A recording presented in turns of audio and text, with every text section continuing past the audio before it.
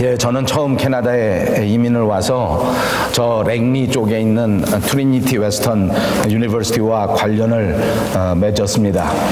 정확하게 말하면 그 트리니티 웨스턴 대학교 안에 있는 신학대학원인데 그 신학대학원의 이름은 엑스 세미너리라고 하고 또 그 엑스 세미너리 안에는 4개의 교단 신학교들이 있는 그런 신학대학원을 말하는 것입니다. 그 4개 가운데서 저는 노스웨스트 세미너리라고 하는 신학교와 관계를 맺고 사역을 감당하고 그리고 그곳에서 한국어 프로그램을 개설해서 석사과정과 박사과정을 운영하는 그런 책임자로 일하고 있는 것입니다.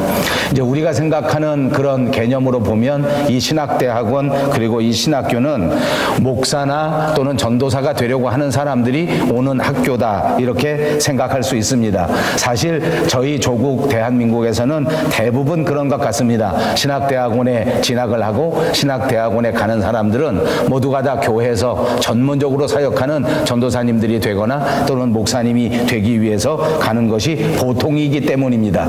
그런데 제가 캐나다에 와서 보니까 미국이나 캐나다는 그것과 조금 다른 개념을 가지고 있습니다. 물론 이곳에서도 목사가 되기 위해서 또는 전도사가 되기 위해서 우리 신학대학원에 오는 사람들이 많이 있습니다만 그러나 또 많은 부분의 사람들이 그냥 이곳의 성경을 더 배우고 싶어서 온단 말입니다. 직장을 잘 다니다가 직장에서 1년간 휴직을 하게 되면 그러면 우리 학교에 들어와서 1년 동안 공부를 하면서 성경을 더 깊이 연구하고 또 성경에 대한 신학들을 많이 공부하고 그렇게 나가서 다시 1년이 지나 자기 직장에 복귀해서 직장 생활을 하는 사람들이 굉장히 많습니다. 예수 믿는 사람들이 성경에 대해서 좀 더 많이 알고 싶어서 오는 곳이 신학대학교요 또 그것이 신학대학원이다 이런 말씀을 드리는 것입니다. 구역에서 직분을 맡아서 구역장이 되었는데 또 교회에서 직분을 맡아 이러저러한 직분을 감당하게 됐는데 스스로 생각해 보니 좀 부족한 것이 많다. 성경에 대해서 아는 것도 잘 없고 교회에 대해서 아는 것이 잘 없기 때문에 내가 좀 더 많이 배워야 되겠다. 이렇게 부족함을 느껴서 신학교에 오는 사람들이 많이 있다는 것입니다. 자, 아무튼 어떤 관계를 통해서 왔던지 간에 하나님의 말씀에 대해서 더 깊이 관심을 갖고 더 깊이 공부를 하고 더 깊이 많이 알게 되는 것은 우리 그리스도인 모두가 감당해야 될 일이요 또 힘써서 감당해야 될 사역인 줄로 믿습니다. 이 가을 독서하기 좋은 계절에 저와 여러분 모두가 더 깊이 성경을 연구하고 더 깊이 성경을 묵상할 수 있는 아름다운 계절이 다 되시기를 주님의 이름으로 축복합니다.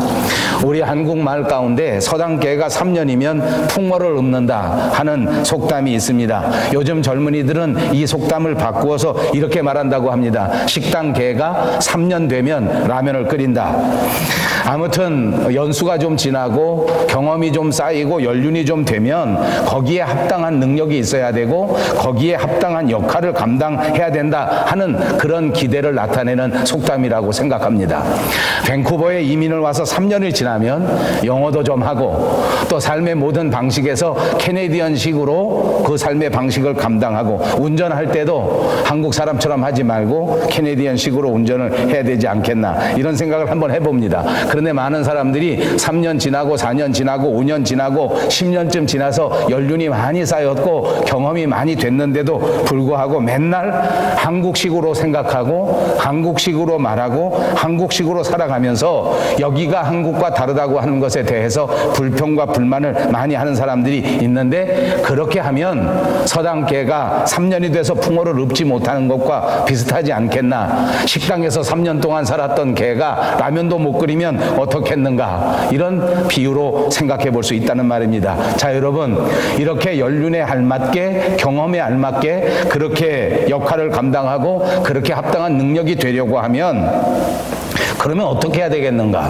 지난 주간에도 말씀드린 것처럼 그렇게 그런 역할을 감당하려고 하면 다른 방법이 없습니다. 무조건 열심히 공부하고 훈련해야 될 줄로 믿습니다. 이 가을은 공부하기 좋은 계절이요 독서하기 좋은 계절입니다. 이 계절에 다시 한번 우리의 믿음 생활을 깊이 생각하시고 더 깊이 하나님의 말씀을 공부하시고 또 그 말씀에 따라 묵상하시고 그리고 또 그 신앙의 삶을 훈련할 수 있는 저와 여러분 여러분 다 되시기를 다시 한번 주님의 이름으로 축복합니다. 교회를 오래 다녔는데 이제 연륜이 쌓일 만큼 쌓였는데 그런데도 불구하고 교회 생활에 대하여 알지도 못하고 교회 생활에 대하여 합당한 역할을 감당하지 못한다면 이것도 똑같은 것입니다. 그저 교회 다니면서 친교하는 일, 사람 만나는 일, 밥 먹는 일, 돌아다니면서 관광하고 노는 데만 열심히 쫓아다닌다면 그 수준은 더 이상 말할 필요가 없습니다. 수준이 성장할 리가 없습니다. 역할을 감당할 만한 그런 사람이 될 수가 없단 말입니다. 오늘 우리가 강의하는 이 히브리서를 받아든 히브리 교인들도 그 수준이 비슷했더랬습니다. 아직도 믿음에 대하여 초보의 단계를 벗어나지 못합니다. 연륜이 지났는데도 불구하고 경험이 많이 생겼는데도 불구하고 거기에 합당한 능력도 갖추지 못했고 거기에 합당한 역할도 감당하지 못했습니다.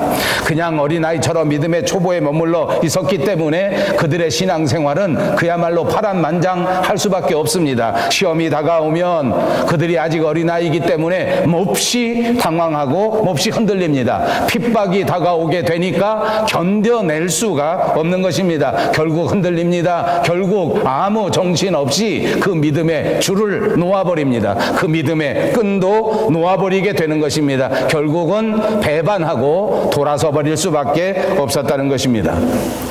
예수를 믿었습니다. 신앙생활을 시작했습니다. 예수 믿으면 은혜 받고 예수 믿으면 축복 받고 예수 믿으면 구원받는다고 하는 것은 잘 알고 있었는데 예수 믿고 나서 성숙한 믿음으로 성장해 나가서 결국 하나님 앞에 열매를 맺고 하나님께 영광을 돌려야 한다 하는 것에 대해서는 전혀 알지 못했습니다. 이것을 어린아이라고 오늘 지적하는 것입니다.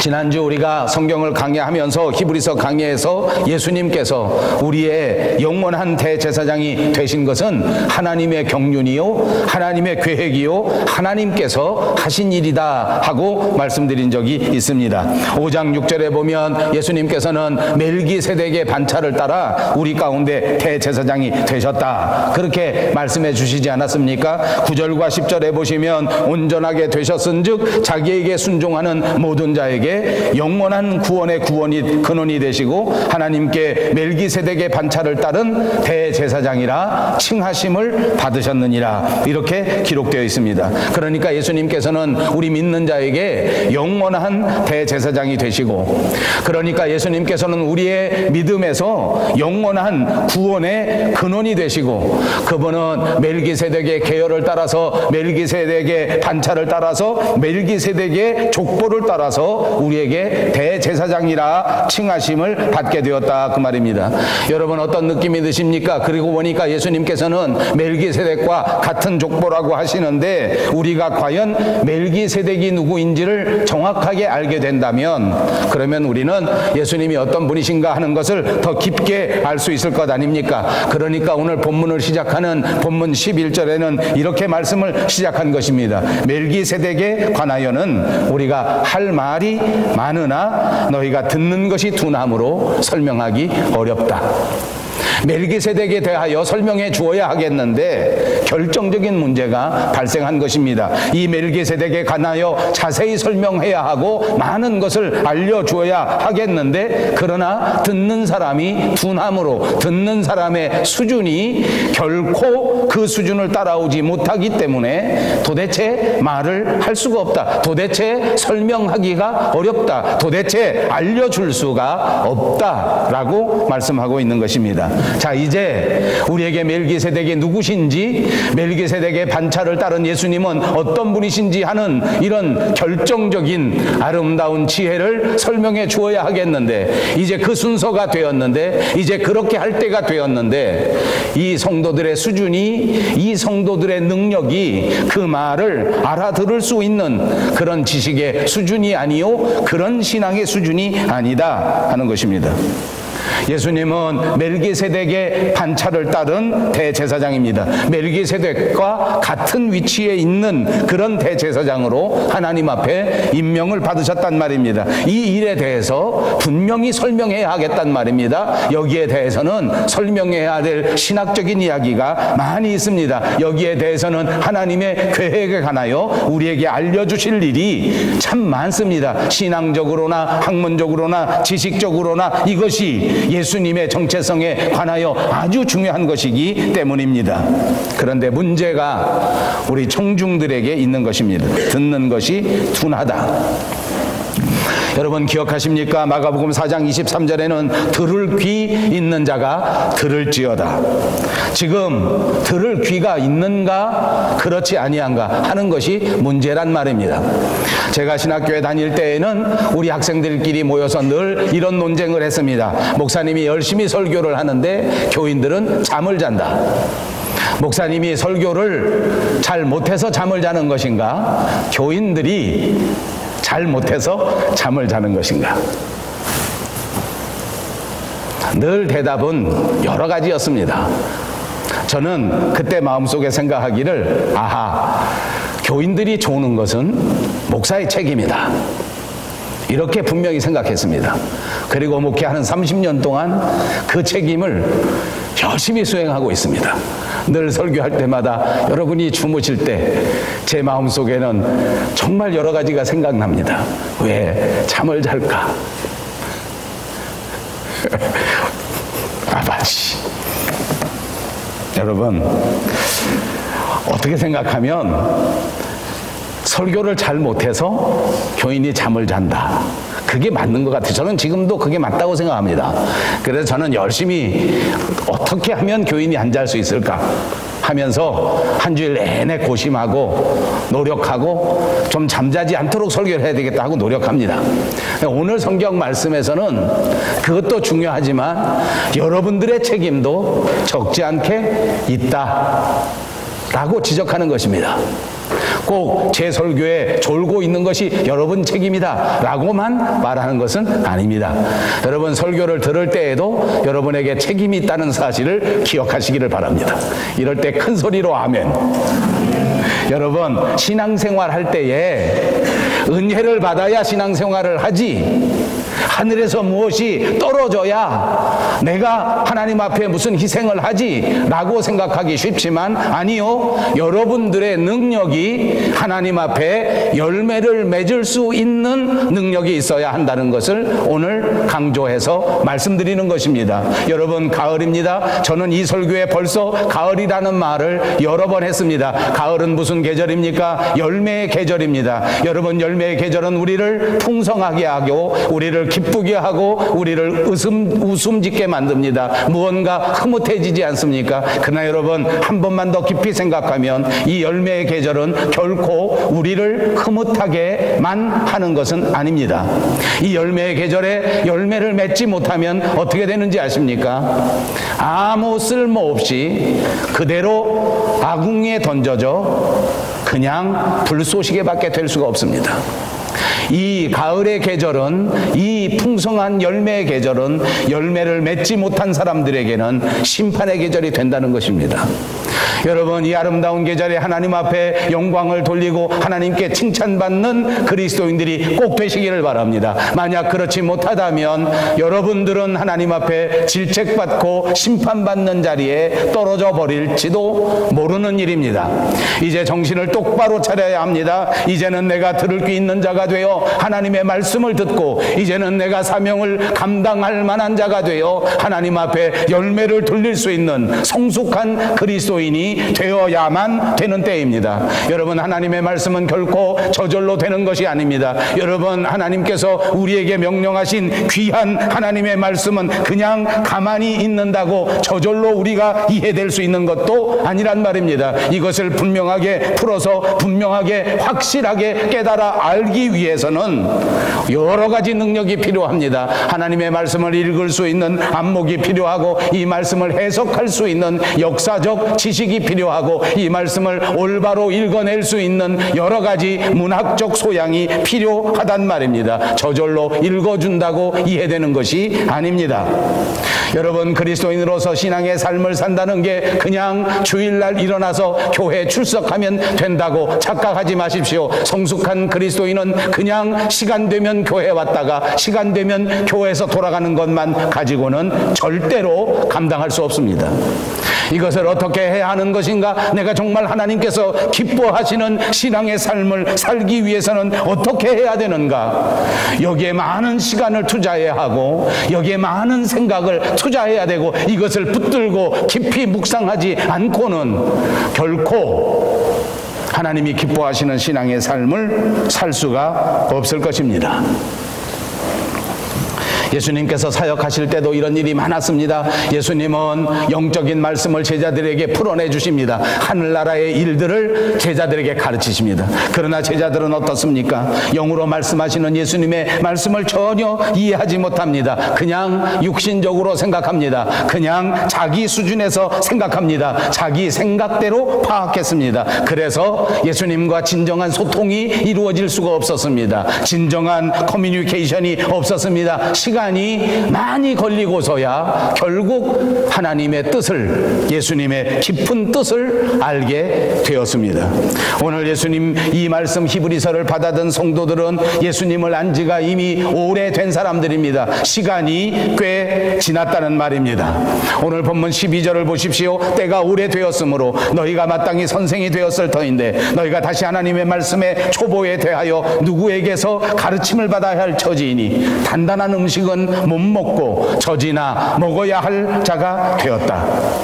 새 번역이라고 하는 다른 번역에 보니까 이렇게 번역했습니다. 시간적으로 보면 여러분들은 이미 다 교사가 되어야 할 때가 되었습니다. 그런데 안타깝게도 여러분들은 다시금 하나님의 초보적인 원리를 남들에게서 배워야만 할 처지에 놓여 있습니다. 여러분은 단단한 음식물이 아니라 젖을 필요로 하는 사람이 되었습니다 라고 번역해 주었습니다. 우리의 영적 상태가 갓난아기와 비슷하다는 것입니다. 여러분, 어린아이는 모든 것이 다 제한적이지 않습니까? 모든 것이 다 둔합니다. 저희는 요새 손주들이 있어서 정말 행복한 시간을 보냅니다.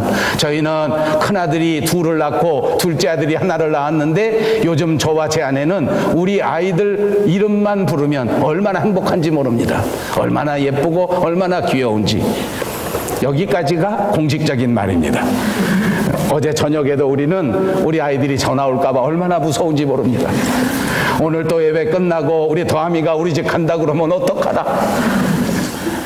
둘째 집 아이 나단이도 저녁이면 온다는데 왜 올까? 오늘 저녁은 어떻게 잠을 잘 수 있을까? 우리 큰애는 이제 다 커서 거의 어른이 먹는 음식을 먹습니다. 그런데 그 밑에 둘은 이제 겨우 젖을 떼고 이유식을 먹어야 합니다. 이유식은 무엇입니까? 저는 잘 모르겠습니다만 아무튼 이유식은 단단하니까 그대로 아이들이 먹을 수가 없으니까 갈아서 먹이는 것입니다. 젖과 비슷하게 만들어서 먹입니다. 그래야 영양이 붙고 그래야 아이들이 무럭무럭 자라날 수 있기 때문에 젖만 먹어서는 더 이상 성장할 수 없기 때문에 이유식이라도 먹이는 것 아닙니까? 그러다가 3살 되고 4살 되고 5살 되고 6살 되고 어른이 먹는 음식처럼 그렇게 식탁에 앉아서 단단한 음식을 다 먹을 수 있을 때 그 아이들이 무럭무럭 자라나고 그리고 그 아이들이 사람으로서 이 모든 사명을 감당할 수 있는 그런 아이들로 성장해 가는 것 아닙니까?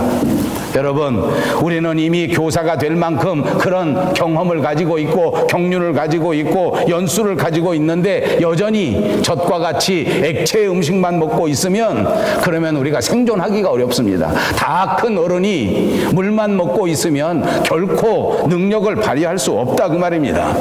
때를 맞추어서 단단한 음식을 먹어야 합니다. 그 단단한 음식이야말로 우리를 건강하게 만들고 우리가 하나님 앞에 성숙한 그리스도인으로서 아름다운 열매를 맺을 수 있도록 만들어주는 줄로 믿습니다. 마땅히 저와 여러분에게도 많은 시간을 하나님께서 주시지 않았습니까? 그럼에도 불구하고 여전히 초보에 머무르고 있다고 하면 오늘 이 순간 우리는 깊이 깨우쳐야 될 줄로 믿습니다. 여전히 초보에 있어서는 안 됩니다. 이렇게 초보에 있다면 우리는 무식한 자요, 우둔한 자요, 미련한 자의 모습이 될 수밖에 없습니다. 이렇게 해서는 결코 성숙한 그리스도인이 될 수 없습니다. 사랑하는 여러분, 2017년 이 10월 이 아름다운 가을에 반드시 성숙한 그리스도인들이 다 되시기를 주님의 이름으로 축복합니다. 그렇다면 도대체 왜 우리가 이렇게 많은 시간이 지났는데도 불구하고 성숙하지 못한 채 어린아이처럼 초보에 머물러 있는 것일까요? 왜 우리들이 성숙하지 못하는 것입니까? 왜 우리가 남을 가르칠 때가 넉넉히 되었는데도 불구하고 여전히 다른 사람을 졸졸 따라다니면서 다른 사람들에게 기본적인 것마저 배워야 되는 이런 신세가 되고 마는 것입니까? 여러 가지를 말할 수 있습니다. 그러나 결정적인 대답을 해드립니다. 왜 그런지 아십니까? 우리가 현실에 묶여있고 세상에 매여있기 때문입니다. 우리는 이 세상에 잠시 왔다가 잠깐 머무르고 돌아갈 수밖에 없는 존재입니다. 우리는 하나님께서 부르시면 다시 하나님의 나라에 가는 영적인 존재입니다. 이걸 믿습니까?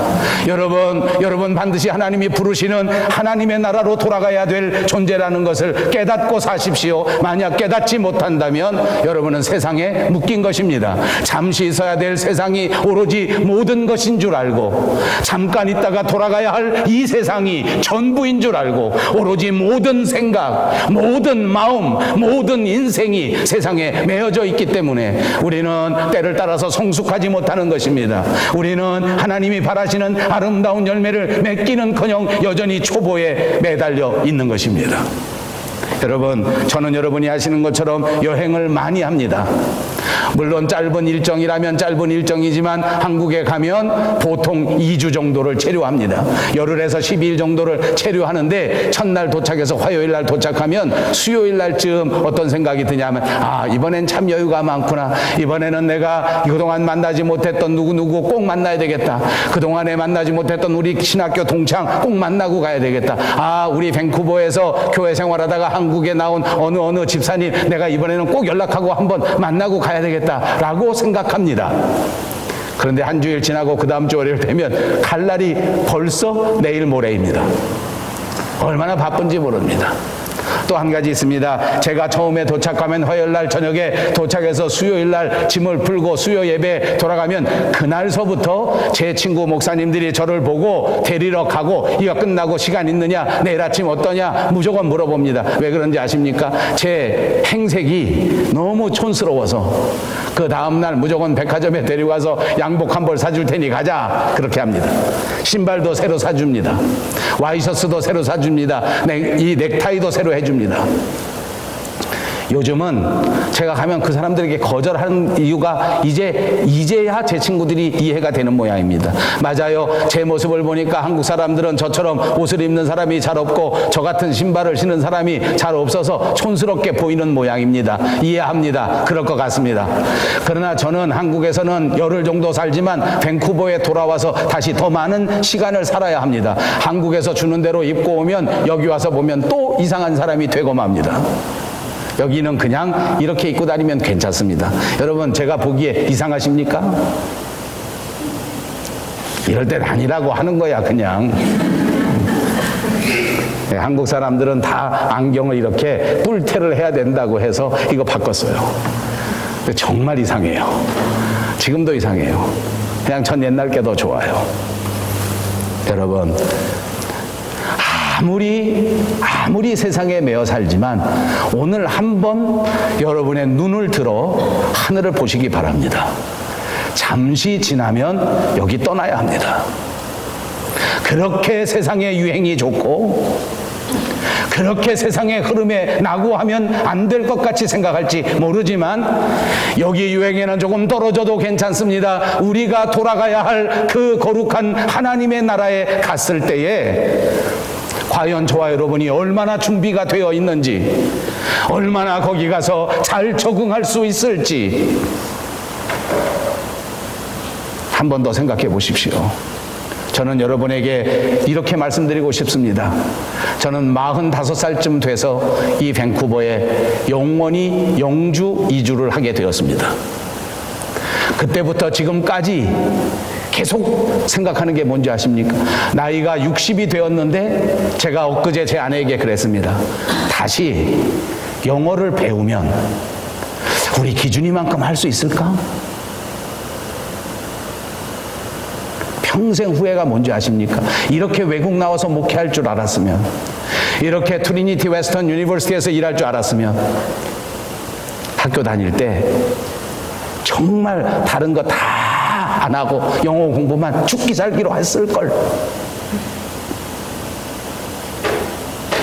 나만 그럴까요? 여러분들도 그러시죠?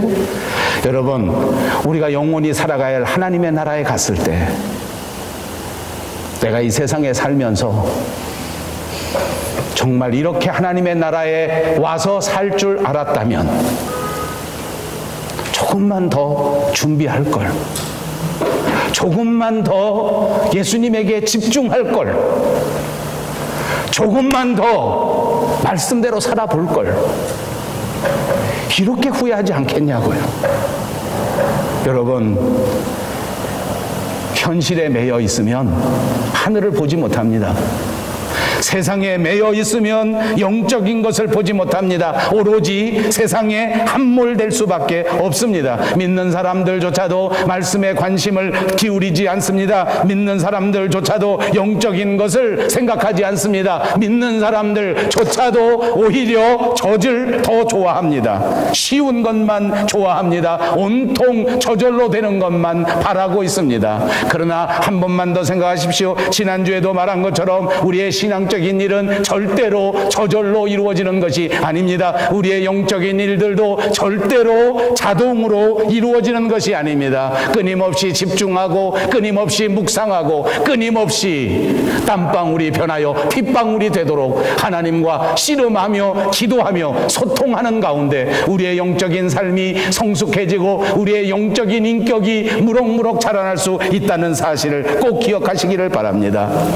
그리스도를 아는 지식이 없으므로, 영적인 깊이가 없으므로 오로지 세상에 빠져 세상만을 집중하고 바라봅니다. 세상만을 사랑합니다. 도대체 아무 것에도 관심이 없고 오로지 돈만 관심을 가지고 삽니다.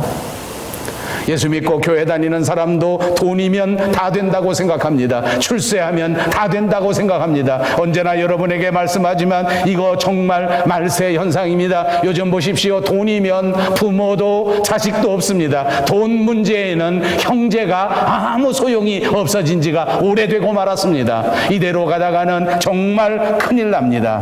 디모데후서 3장 5절에는 우리에게 간곡히 부탁합니다. 너희가 이런 것에서 돌아서라.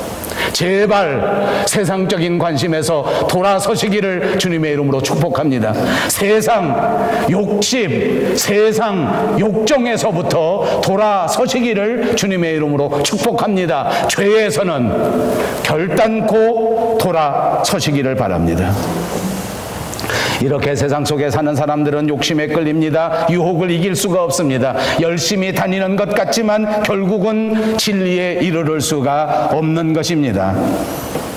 다른 사람을 가르칠 때가 되었는데 여전히 어린아이 상태로 살아갑니다. 오늘 본문 13절과 14절에는 이런 사람들에게 분명하게 경고합니다. 우리 믿음에는 장성한 자가 있다는 것입니다. 저는 이렇게 되기를 바랍니다. 저와 여러분이 그리스도 안에서 장성한 그리스도인이 되기를 바랍니다.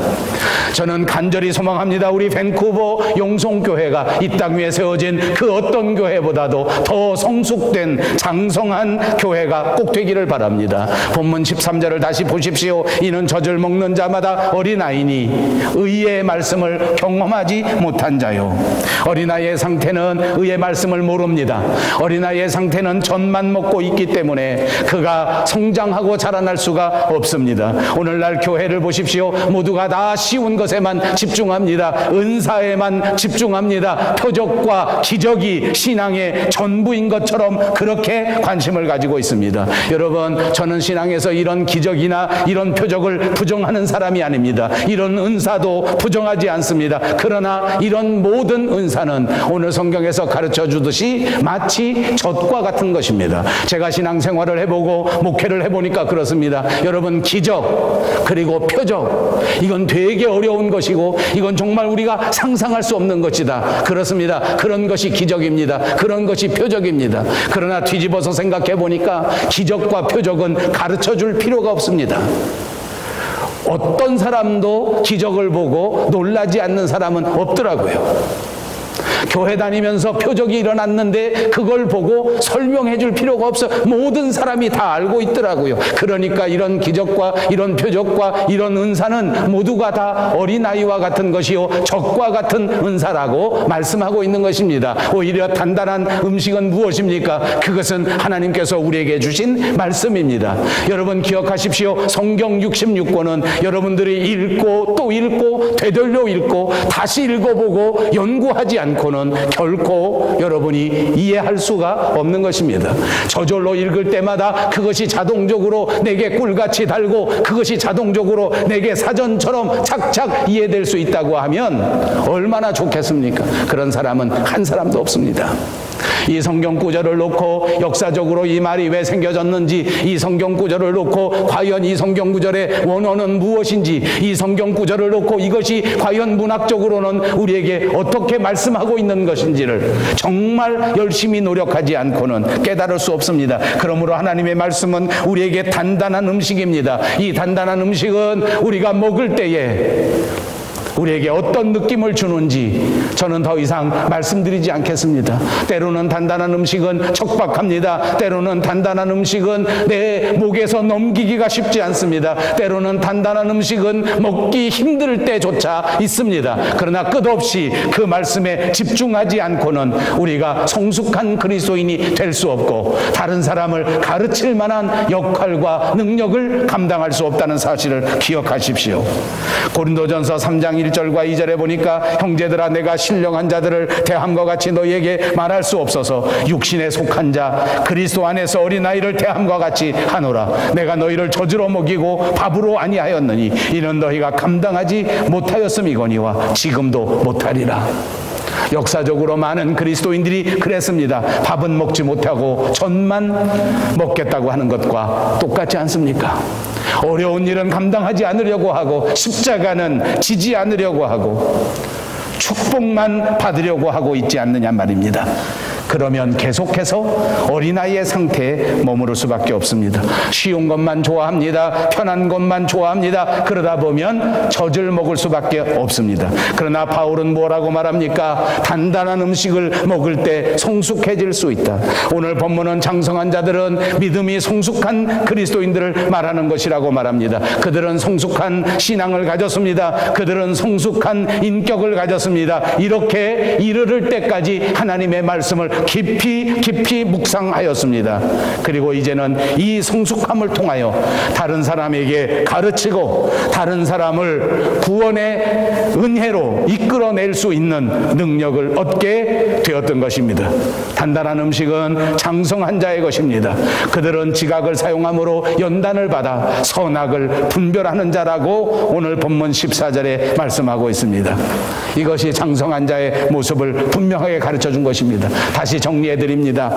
믿음이 장성한 자는 단단한 음식을 먹습니다. 여러분 성숙한 그리스도인이 되고 싶으십니까? 오늘부터 단단한 음식 하나님의 말씀을 정기적으로 섭취하시기를 바랍니다. 매우 어렵습니다. 매우 힘듭니다. 결코 저절로 이해될 수 없습니다. 그러나 무릎을 꿇고 계속 읽고 계속 연구하고 계속 공부하면 언젠가 여러분의 눈이 열리고 언젠가 여러분의 귀가 열려지게 될 줄로 믿습니다. 그럴 때 드디어 이 연단을 거쳐 선과 악을 분별할 수 있는 능력을 얻게 되는 것입니다. 그리고 드디어 예수님의 지식으로 성장하게 되는 것입니다. 이런 사람에게는 연단이 올지라도 시련이 올지라도 이것이 모두가 다 훈련이 되고 마는 것입니다. 비바람이 불어 닥친다고 할지라도 이 비바람 때문에 하나님의 나라로 더 빨리 가게 되는 비결이 될 수 있는 것입니다. 이제 그 어떤 어려움도 이런 성숙한 사람을 흔들 수가 없습니다. 시험이 닥쳐와도 흔들리지 않습니다. 아픔이 닥쳐와도 견뎌낼 수가 있습니다. 세상에 그 모든 것들을 다 이길 수 있는 성숙한 그리스도인이 될 수 있는 줄로 믿습니다. 예수님이 그러셨습니다. 하나님의 말씀으로 깊이 묵상하고 땀 흘려 기도하고 그 말씀대로 그대로 실천하고 살았더니 결국 그는 갈보리산 위에 그 십자가마저도 그의 신념을 흔들지 못했습니다. 그 아픔마저도 그 괴로움마저도 예수님의 사명을 흔들지 못했습니다. 그는 모든 것을 하나님 앞에 맡기고 이 모든 일을 감당하게 된 것입니다. 저는 우리의 신앙생활이 꼭 그렇게 되기를 바랍니다. 세상에서 조금 우리를 흔들지라도 결코 흔들리지 않는 성숙한 그리스도인, 때로는 몸이 조금 아파서 질병 때문에 힘들지라도 그래도 예수님 붙잡고 흔들리지 않을 수 있는 성숙한 그리스도인, 때로는 돈 때문에 재물 때문에 불편한 일이 많이 생길지라도 그래도 결코 뒤 돌아보지 아니하고 이것을 기쁨으로 견뎌낼 수 있는 성숙한 그리스도인, 이것이 장성한 분량의 그리스도인이 되는 것입니다. 그러므로 사랑하는 여러분, 우리의 믿음과 우리의 경건한 삶 가운데서 날마다 말씀에 집중하는 것을 멈추지 마시고 말씀의 훈련을 멈추지 마시고 갈수록 더 단단한 음식을 잘 소화시킬 수 있는 그런 그리스도인이 돼서 이 단단한 음식으로 더불어 더 큰 능력을 얻고 더 큰 믿음의 진보가 이루어지고 더 큰 믿음의 성숙이 이루어지시기를 주님의 이름으로 축복합니다. 그래서 하나님의 말씀이 꿀보다도 더 달고 하나님의 말씀을 어떤 말씀이라도 아멘으로 순종할 수 있는 장성한 분량의 그리스도인이 되셔서 하나님이 기뻐하시는 아름다운 열매를 하나님 앞에 풍성하게 올려드리고 이 땅 위에 살아갈 동안 그 어떤 상황에서도 흔들리지 않게 성숙한 아름다운 그리스도인의 모습으로 살아가는 저와 여러분 그리고 우리 밴쿠버 영성교회가 다 되시기를 주님의 이름으로 축복합니다.